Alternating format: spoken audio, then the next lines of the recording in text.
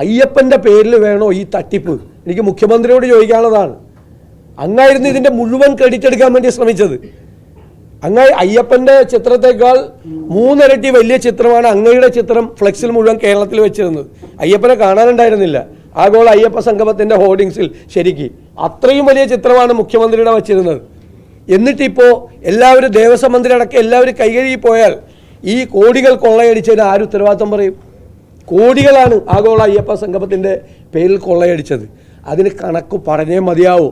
ആരാണ് അതിന് ഉത്തരവാദിയെങ്കിലും നിയമത്തിൻ്റെ മുന്നിൽ കൊണ്ടുവന്നേ മതിയാവൂ. ഈ കൊള്ള തുടരുകയാണ്. 2019 കൊള്ള നടത്തി, 2024 കൊള്ള നടത്താൻ ശ്രമിച്ചു. അതിൻ്റെ തുടർച്ചയായിട്ട് ഇപ്പോൾ ഇത്രയും വലിയ ഒരു വിഷയമുണ്ടായി കേരളം മുഴുവൻ നിൽക്കുന്ന സമയത്താണ് ഈ ആഗോള അയ്യപ്പ സംഗമത്തിൻ്റെ പേരിൽ നടത്തിയ തട്ടിപ്പ്. അത് ഗൗരവതരമായി അന്വേഷിക്കണം. സർക്കാരിന് അതിനകത്ത് പൂർണ്ണമായ ഉത്തരവാദിത്വമുണ്ട്. അന്നത്തെ ദേവസ്വം ബോർഡിന് ഉത്തരവാദിത്വമുണ്ട്. ആരും അതിൽ നിന്ന്